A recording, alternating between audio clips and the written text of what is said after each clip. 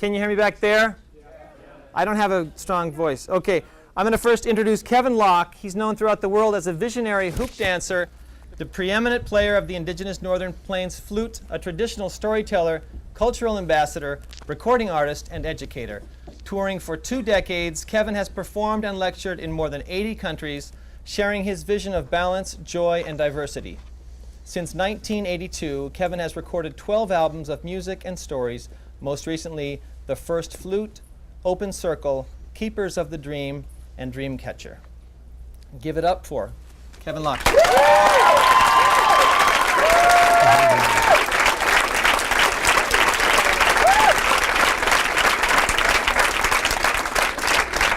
Our second panelist is Rainn Wilson, born, we won't go into details of dates, okay, an Emmy-nominated and 2-time Screen Actors Guild Award-winning American actor. Are we current? 3-time. 3 times, sorry. He's known for his roles as the neurotic Dwight Schrute on the American television The Office, and Arthur Martin, assistant mortician in HBO's 6 Feet Under. This early life, Wilson was born in Seattle, Washington, the son of Shea Cooper. Okay, we'll pass on. Okay. Anyway, okay, so I don't know how many, there's just so many credits. Okay, in addition to his starring role in The Office, Wilson has appeared as the eccentric Arthur Martin in HBO 6 Feet Under. He's also appeared in CSI, Numbers, Entourage, later portraying a sleazy, it says latter portraying. You have to fix it. Right. Later portraying a sleazy entertainment journalist based in Harry I'm on this little thing, okay. Anyway, he's on Monk, Almost Famous, films, Almost Famous, America's Sweetheart, Bad ASS. We want Galaxy Quest, House of a Thousand Corpses, Sahara, The Last Mimsy, and recently Juno. Woo! He appeared alongside, hosted Saturday Night Live, becoming the second cast member from The Office to host after Steve Carell. He had a part in the 2000 Oscar-nominated Juno as Rolo. Is it Rolo? Rollo in Spanish. Okay, anyway. So, soccer team, United States women's soccer team. What was that? Thank you. You played in the women's soccer team? Yes. FIFA, and he's also goes by Jim Mike. No, there's just so much stuff. But anyway, give it up for Rainn Wilson. All right, so we're going to basically get into the details of your getting into the business, both of you. How you broke in. Maybe you can start off, Kevin. How did you get into the whole business of being an artist? Okay, I'll stand up. Yeah. All right, well, I'd like to say good evening to everybody. It's really nice to be here at Nebby, and I don't think I mentioned it, but I live in a little community. It's called Wakpala. Can everybody say Wakpala? Wakpala. All right, good. It's really supposed to be Ituhu Cha Wakpala, which means little creek where there's a certain kind of a tree, is the oak tree. And they would live there in the wintertime because of the availability of that tree, because it keeps the home pretty warm. Anyway, where I live is about 120 miles from the nearest stoplight, and it's really an geographically isolated community. And just like I said earlier, I'm on a mission, we're trying to get bolster our human resources for especially children's classes. But on the point of the topic here, I don't know really where to begin. I've been dancing just about all my life, but when I was younger, I used to really enjoy listening to people play the flute, and the older generation. And then anyway, one of the last keepers of that tradition, I think he was born in the 1870s. Anyway, he did a little program. I remember he would go to different schools and present, but then one time he was doing a program and at the University of South Dakota. This is in 1972. But anyway, he got done. He was about close to 100 years old then. He was putting his flutes away, and I went over. I was talking to him, and I asked him if there's anybody that was doing that, what he was, the tradition he had been carrying on. And he says, no, not really. He said. Then I said, what about your kids or grandkids? He says, no, nobody's interested. And I said, oh, that's too bad. Somebody should do that, carry it forward. And he put down what he was his flutes and everything. He looked at me and says, yeah, what about you? You should do it. And anyway, just one thing after another, it kind of led me to doing that. And I didn't play any flute music here, but anyway, on this other part, so that was kind of accidental. I had no intention. I'm not trying to undermine this, the whole topic of the presentation, but the main thing that I get to is that you have to follow your dream. You have to follow, like life, doors will open. You have to step through them. And of course now, I think, with the opportunities we all have now to become very proactive through the, involvement in core activities, we'll see more and more this release of blessings and light in our path. And we'll see many opportunities to step through doors that would have otherwise been unavailable. And I'll just give a little short example. I've been a Baha'i since 1980. And about that time, I was traveling around with my buddy. He was like the best hoop dancer in the world. And we were doing some programs down here at Liberty Park outside of, it's just on the New Jersey side, close to Lincoln Tunnel, I think it is. Anyway, so we were doing some programs over there. And anyway, we finished a real successful week, but then the next day we were going to take off. So we were just waiting for this kind of an orientation meeting that evening before. And then he said to me, he used to call me brother, he said, brother, this dance that I have, this hoop dance, he says, I want to give this to you. And I want to give you 4 lessons. He said, I want to give you 1 now, and I want to give you the rest later. He said, I'll do my part, you do your part. If you do your part, he says, through this you're going to find that you're going to receive many blessings in life. You'll meet many people. You'll have many wonderful experiences, and you'll see many places, but you have to do your part. I'll do mine, he said. So anyway, I just said, okay, I'll just go along with him. I'll humor him. So I don't know if any of you are in that, when I had the folks come on stage and we did a little tutorial, that's the exact first lesson I got. That's exactly it right there. And nothing more, nothing less. And then, so then we had to go to the meeting, we had to drop it. And then next day we flew out, and I thought, oh, I'll see him soon, because he didn't live too far. But then a few days later, his mom called and said he was in some kind of accident, he died. So I went up to, she asked me to be one of his pallbearers. He's from Newtown, North Dakota, not far from where I live. Anyway, so I went up there, and then after that, a few days later, I began to have a series of dreams and it's quite long, but just to shorten it down, what I'd see is at the beginning was all darkness. Then I'd hear music, beautiful song. Then I'd see some light, and he'd be dancing in the middle. And as he was dancing, he was with the hoops, he'd start to add hoops, but as the light went out, I could see the people all around, but they're downcast, they're depressed. But then as he would begin to dance, he'd create this vision of this hoop of life, which is all-embracing. Then I could see the people begin to become enlightened. Their countenance became, that darkness became dispelled. And as he began to make designs, like all these designs I was showing, like the flowers and everything, I could see all these attributes of, blossoming and efflorescence kind of reflected amongst the people. And the hoop went out. It just kept on going out. Now this, over a succession of several dreams, I had this. It was not any kind of anything instructional or anything, but it would go so long and quit. I'd wake up or something, then I'd have another one like this. But eventually, what happened was I could see that this vision of all the different diverse peoples in the world were within that. Were brought into this hoop of life that he was making, you see. And that's the design I made in there too.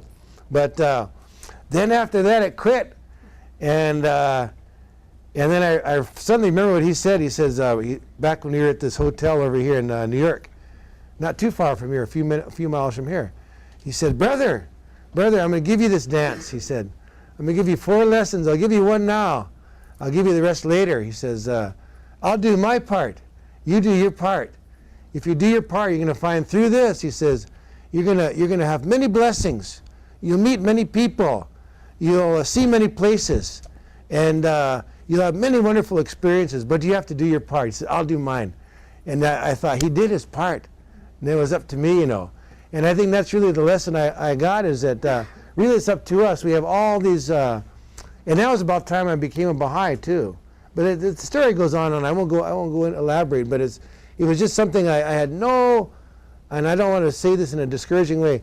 You know, you can plan, but we know there's a God because He'll change your plans around. And that's kind of the way I've experienced it too. I had no ambition or anything to do anything like what I do. In fact, I am still involved in exactly what I started out as a professional, which is elementary ed. That's what I do. Usually, that's it. I mostly do captive audiences. Most of my audiences are there against their own free will. You know, like in schools. That's basically it. So that's to me, that's the, if I can get the pinnacle of my career is to go to He Dog School or Tahkeeni School, or go to Lame Deer, Montana, or go to Quakatus, or any place like that. That to me is the pinnacle of my career. If I can go and see kids like that, or go to some little place in Mongolia or maybe Siberia, that's as good as it gets for me. So that's. For those of you who haven't seen Kevin, his hoop dance, it's pretty spectacular. Yeah. I mean, but it's just folk arts. It's not popular art or anything like that. But how many hoops do you deal with? Hundreds. No, it's easy, really. You could do any amount, yeah. Okay, thank you. Nice. Thank you.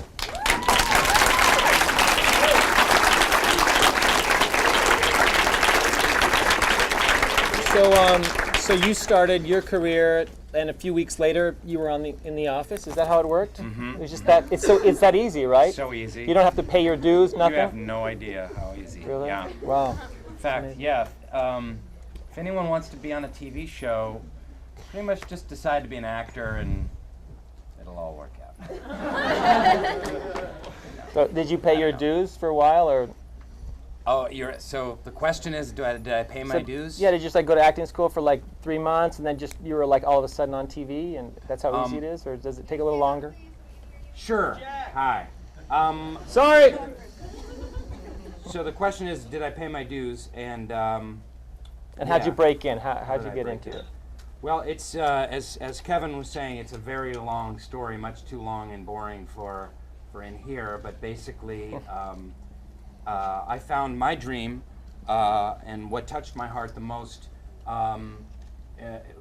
in high school when I started doing some plays, and I found I was pretty good at it. And but no, not great. I was pretty good at it, but I loved it. And well, actually, I had a kind of a profound experience. My roommate in college was going to India. He had recently become a Baha'i, and he was going to go work at the temple that was just opening there. This was in the mid-'80s, and he wanted me to go to India with him.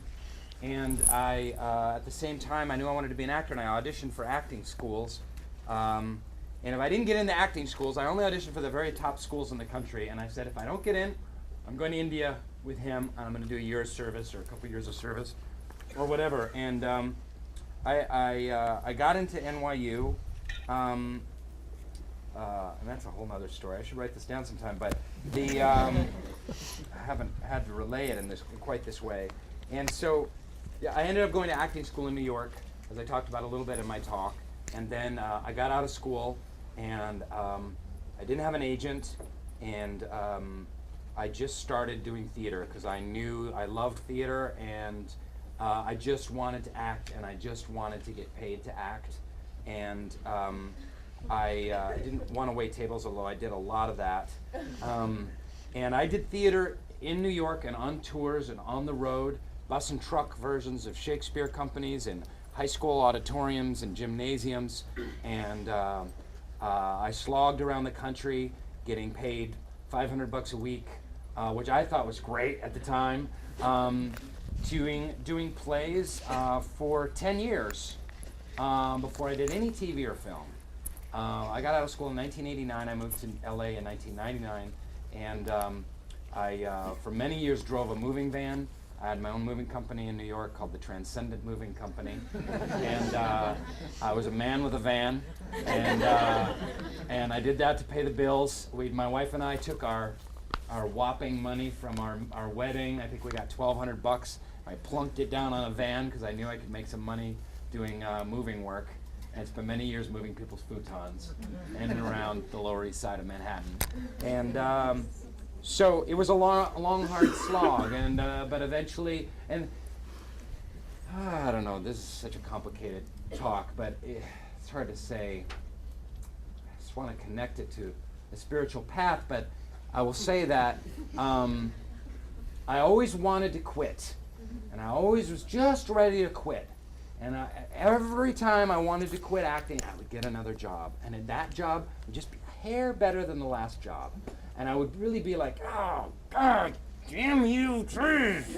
Like I got my first Broadway show. Okay, sure, I'm understudying and I'm standing in the back in a ridiculous outfit, carrying a lamp or whatever, but at least I'm on Broadway, and then it's one more better job and one more better job, and it just kept going that way my whole career, and inch by inch, it was funny because I was talking to my friend, I'll wrap this up, I was talking to my friend and about the success that I had, and this was even before The Office because I was on the show 6 Feet Under, which kind of broke me out. It got people recognize me as an actor, and we were talking about life, and because we had just both been broke and suffering for a long time, and then this girl comes up, she goes, "Are you on 6 Feet Under?" And I was like, "Yeah." And she goes, How did you do it? What's your secret of being an actor? I moved to LA to be an actor, and I was like, well, just start working, and then maybe 14 years later, someone will come up to you at a cafe and recognize you and ask you how to get started as an actor. So I don't know. Does that? I don't know what to No, say. it doesn't answer. Doesn't answer it. Okay. We'll try next round. Thank you. All right. Are you going to say something about this topic? I'll ask you the same question. Yeah. No, well, You should. Yeah, Go man, ahead. come on. yeah, well, Stand up. I kind of like Kevin, how'd you get started? Did you? Casey. Kevin, You can sit down. Connor, You Porter. can sit down. He lives 3 miles from me, by the way. You guys are all welcome to come visit. Stay at Casey's house. Okay, cork. I like that cork thing. Okay. I think the most important thing, and our good friend Mark Bamford always likes to try to emphasize the fact that paying your dues is something that is a reality for any business that you're going to be in. A lot of people think that I want to be an actor, I want to be a singer, I want to be whatever you want to be.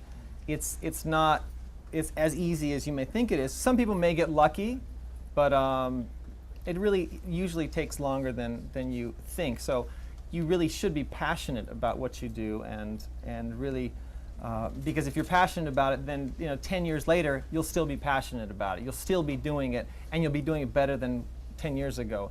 So how I got started was this, same way. I was, little kid in Guatemala. My parents pioneered to Guatemala, so I was down there. Really, there was no internet. There was no access to really anything. There wasn't even McDonald's. So for me, it was a real drag for a while. But we did really cool things. I got exposed to the culture, and before I knew it, I came back to the U.S.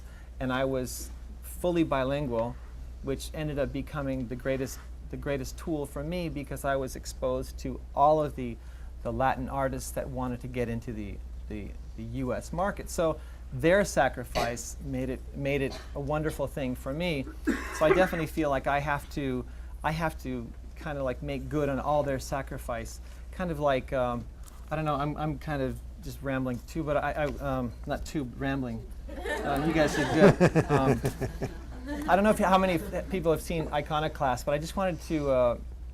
I was remembering Maya Angelou was talking about a brawl that she was noticing when she was doing Poetic Justice with Janet Jackson, and she walked out to the guy who was yelling and fighting, and she says, "Excuse me," and the guy was so into this moment, he was ready to beat this guy up, and she says, "Excuse me, can I talk to you?" And she pulled this guy aside, and she starts talking to him and saying, "Do you realize, how special you are. And it's kind of, I remember this when I was hearing the talk this morning, and he was like, "What? You know, who are you?" And she said, "Do you realize how much of a sacrifice your great-grandparents made so you can be here right now, so you can be in this moment?" And she kept talking to him, and all of a sudden, tears just started pouring down. And Janet Jackson walks up to Maya Angelou and says, "You do know that that's Tupac." And later on, she got a call from Tupac's mom saying, "Thank you so much. I think you saved my son's life today." But I think that that's something that I always try to remember, how special I am because of the sacrifice other people made so I could be where I am. So I always keep that in the back of my mind. Anything that you might do differently, or do you feel like everything you've done is pretty much just kind of following? Sorry. I'll take that one, Kevin. If you do anything differently, or if you've done it all right. Yeah, there's a lot I would do differently, and at the same time I would do it all the same. But I just want to say something to young Baha'i artists. You know, I talk a lot to young Baha'i artists around, and you know, people contact me and stuff like that. And there's a little bit of an issue, and maybe you guys can add to this. Just among Baha'is, I'm assuming like the vast majority of people here are Baha'i, so I'm going to address that audience. But I think there's a misnomer kind of that if you're a good Baha'i and you love what you do,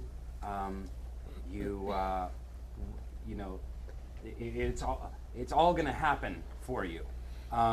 I see a lot of young Baha'is chasing fame and celebrity, and I think what we're hearing here and what's important is that it may or may not come, and that's not what's important. It's the art that's important and the passion for the art that's important, and especially what's important is studying your craft. And like Kevin talked about, mentoring with that gentleman, mentoring with other professionals, and I went to acting school, and every chance I got, I took classes and did workshops and did readings and just tried to learn to be a better and better actor. And I don't know if in my talk earlier tonight I talked about this quote from Abdul Baha, and okay, it's the one about the arts. "I rejoice to hear that thou hast taken pains with thine art, for in this wonderful new age, art is worship. The more thou strivest to perfect it, the closer thou wilt come to God." And I think that that's a key. It's the more thou strivest to perfect it. Now, an amateur artist, the amateur comes from the Latin amateur, for the love of. There's nothing wrong with being an amateur artist. If you're a community theater actor, or you do songs at feast or at coffee shops, or whatever that may be, you paint, that is a beautiful thing. That's a connection to you and God, and it's coming through your artwork. If you want to move to the professional level, you have to strive to perfect your craft, and you have to study, and you have to learn, and you have to be humble, and you have to put in work.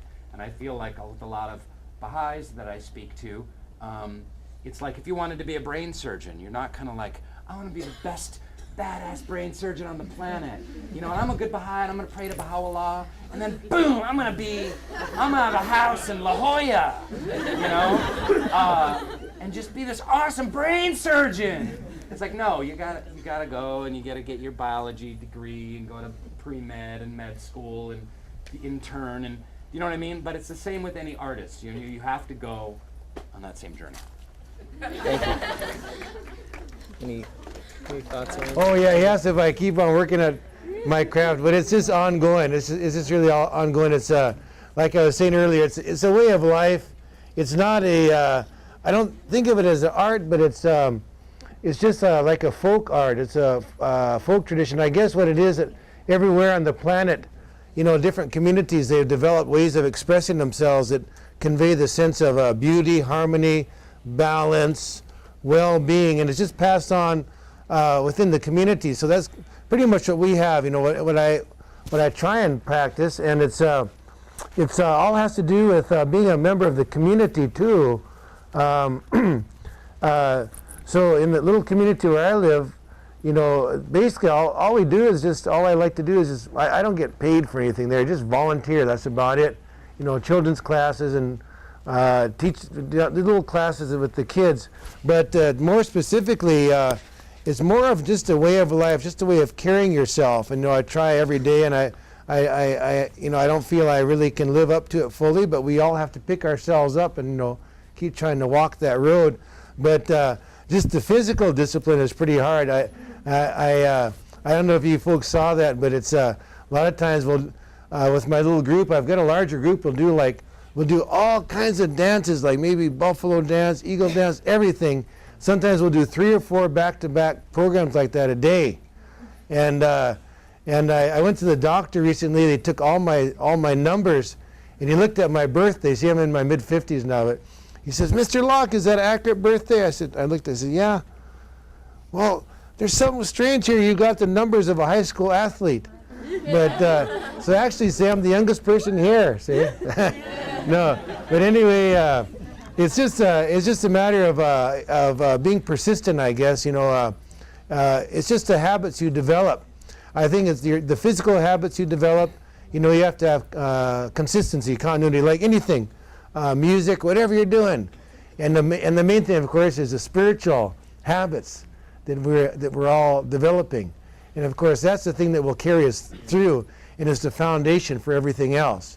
And I've kind of got my foot in the door, but I'll just say this. To me, it's such a blessing to be involved in the arts, because that's the most powerful way to communicate with people.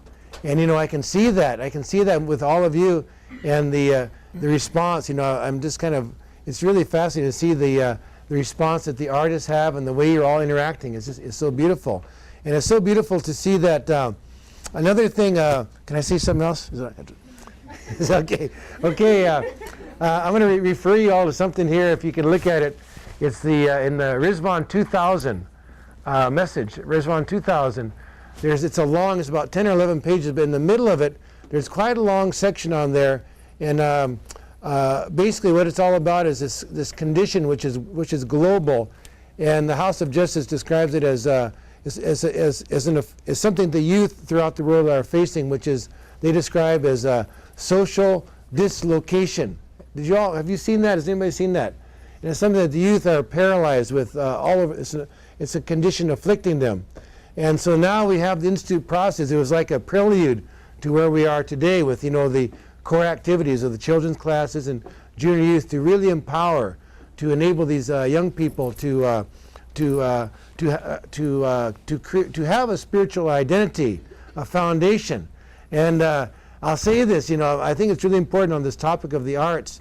I've got 6 grandkids. I do mostly school programs, but you look at any parent or grandparent, you go in their home, you look in their maybe their fridge or maybe in their office, and they always have these little pictures of their grandkids, their kids made. And what it is, I'll describe. A lot of you know. All of you did this at one time. You may not remember, but what little kids do, they'll draw a picture of a flower. Have you ever seen that?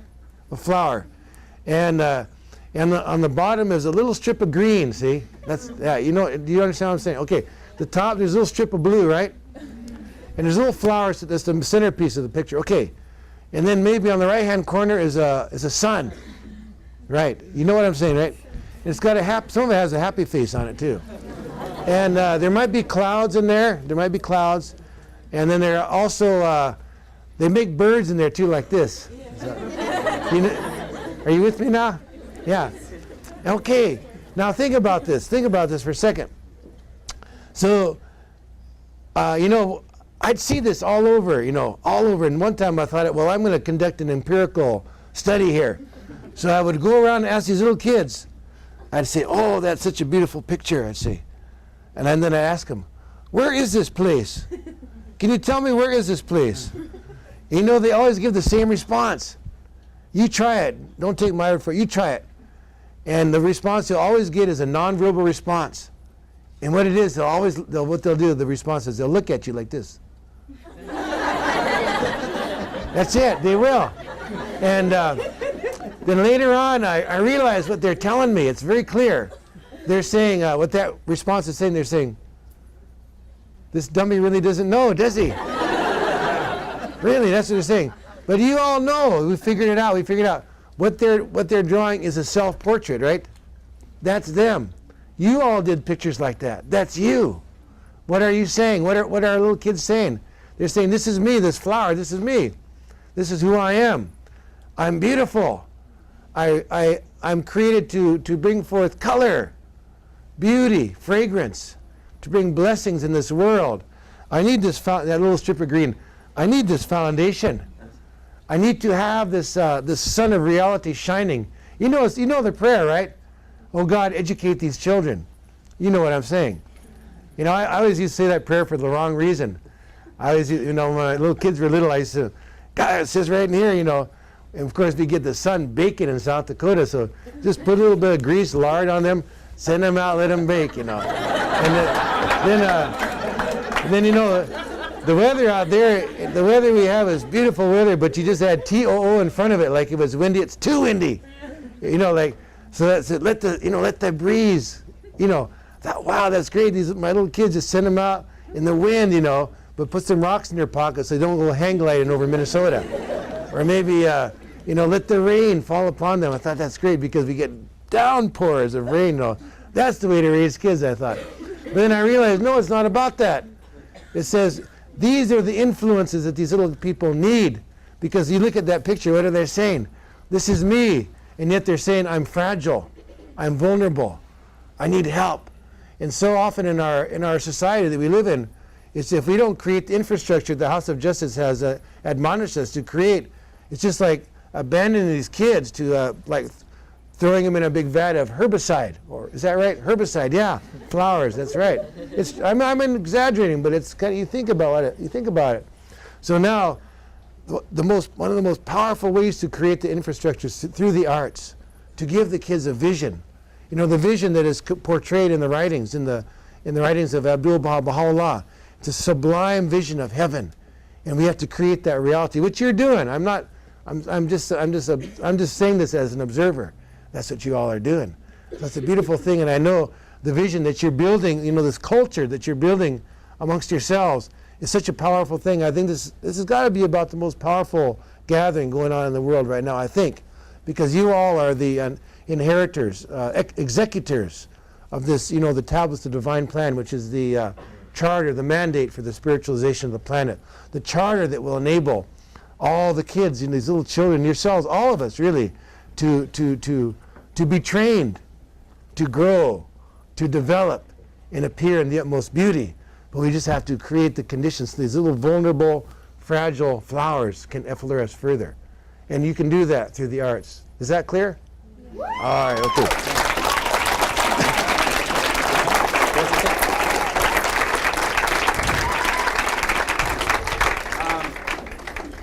I got something to add to that.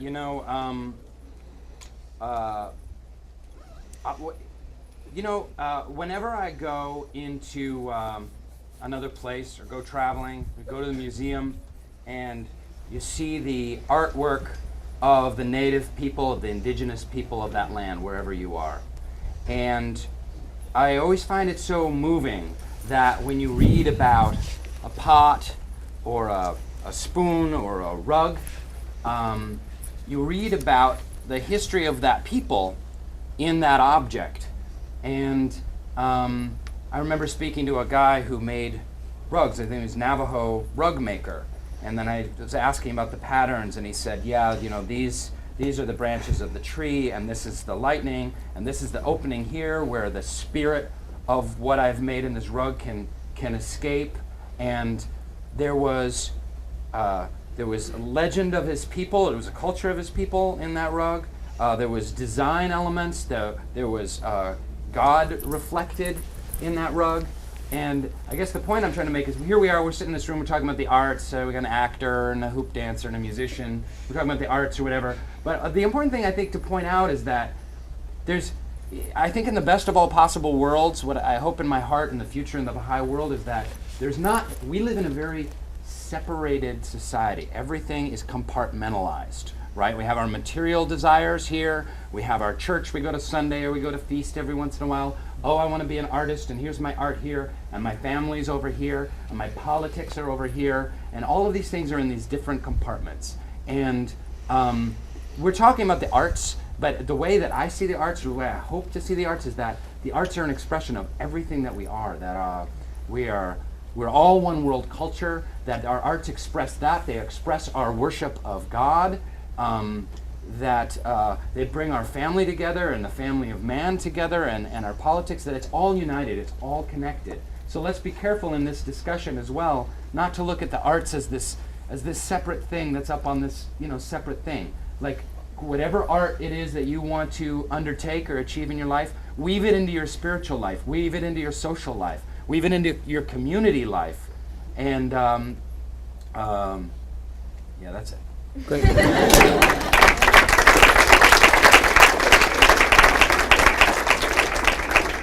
So one thing that Kevin mentioned that I wanted to point out was, you mentioned balance, and I think that when on the topic of staying grounded in what you do and in your spiritual life, in your family life, with your time and all that, I'm talking about balance. Stand up.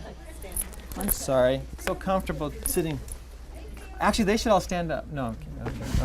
All right. So balance and the important role that balance plays in our lives. I think that you don't think about balance until you start to have things in your life like families.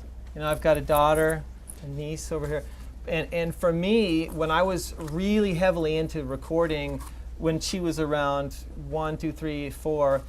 I really missed out on so much of her life. I was so busy that I barely got to see her. I would even work on weekends. And now for me, Saturday, first it started off, Sunday was the sacred day, and then I started making Saturday a sacred day, and now it's Friday afternoons are kind of, try to get as an early day, and really observe any kind of holy days, any kind of days off that my kids have. That for me is really important. And I also, when I was working with Carlos Santana, who unfortunately his marriage did not work out, but he was really trying to make it work, and he actually would take 6 months of the year off, which to some of us may be very extreme, to just say from January to June, I'm not going to do anything. So if the Grammys happen to fall in there, sorry, that kind of a harsh schedule. And he was taking out trash and carpooling and all that.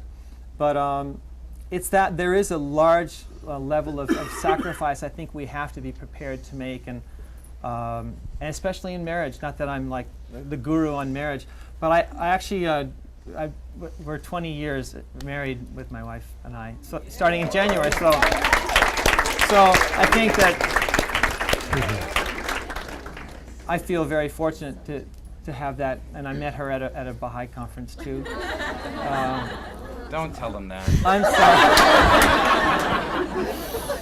Yeah. Anyway. Marry people that are not Baha'is and bring them in. Okay. We strayed a little on that. Maybe we should get back to the I think one of the things also that's really important in the staying grounded and the balance part is giving back. But I think that's something you get into later on once you've given to your craft enough that now I can give back, and people care enough to hear what I have to say because I've made something that is worthwhile. But regardless, while you're doing that, you should always be giving back. Always be aware that everything you're doing in your craft is something you can share. And regardless of where you are in your developing your craft, Aretha Franklin, to this day, you'll find her in her apartment, practicing, singing, practicing piano. And it's something that most people are blown away by. It was like Aretha Franklin, she's like, as good as it gets, but she's still rehearsing, still practicing, working on the craft. So the last basic topic before we get into Q&A, questions and answers, Q&A. opportunities for service in the faith and greater communities. What possibilities have you found to use your craft as a teaching tool? Kevin? Me? Yeah. Say it again. What opportunities have you found to use your craft as a teaching tool, either within the, within the community, greater community? Did you all hear that? Yeah, it's totally open. It's just totally open. It's just fantastic. Like I was saying earlier about through the arts, you can help people to see this vision. And so what I always think of, like when you do the music and dance. Well, again, this is from the perspective, I think, maybe of the folk arts, which may be a little different. But anyway, a lot of you have access to that in your families too. But anyway, what I always feel when we do these presentations is it's just like it doesn't belong to me. I have nothing to do with it. I just have to step aside, and it's something that belongs to the people back there. And I was saying that those people are contemporaries of Baha'u'llah too. And so they have these powerful dreams and visions, and they establish those forms of expressing those dreams. And so, but now today it's beautiful because we have the opportunity to realize what they could only pray about. They could not hope to achieve it, but today we can achieve it. And so what's the question again? Using your craft as a teaching tool. Oh yeah, so you can use it as a teaching tool. Yeah. Yeah, it's perfect. Now, one thing I'll mention, I think a lot of people who are involved in the arts for a long time, they maybe Casey and Rainn could bear this out, but a few years ago, I think artists were like sacrificial lambs. I don't think you guys know anything about this, but they were kind of like sacrificial lambs because you could go into a community and you never know what's going to happen because there was no infrastructure in place to derive benefit from the momentum that you could provide possibly to that community. But now it's all there. With the Institute process, you can, the communities for the most part, can utilize the services of an artist to further, and so it's just like in the past, you never know what you're going to do. Is it just going to be just like you were talking about in LA, such a moving thing, all the activities, sometimes mindless activities, and they just dissipate, they just evaporate, nothing left to show. But today I think it's beautiful feeling to go into a community and realize that what you're doing is going to be sustained, maybe in terms of a devotional meeting, or maybe you're going to lend impetus to a study circle or something like that. And it's just going to build momentum. So it's a beautiful thing. It's a beautiful process. It's just like this springtime that's occurring, and we're in the advancing stages of. Well, it's still in the beginning stages of it. You should see springtime out where I live. It's the worst blizzards, worst possible conditions, and sometimes it gets so ugly. It's just springtime in LA. Is that bad too? Harsh. Yeah. So it must be 5 degrees. It's everywhere. Easy. It's everywhere. But anyway, no, it's good. Bring it on. But that this, it seems like I just described it back home. Sometimes you think, oh gosh, we're going to go back in the winter? But no, the springtime is inevitable. Everything's going to appear, and it all appears in sequence too. So it's just that we're just at this stage now where we can see everything is advancing at a more rapid rate. It's a beautiful thing. So I think there's a great service artists can do to add this momentum. So.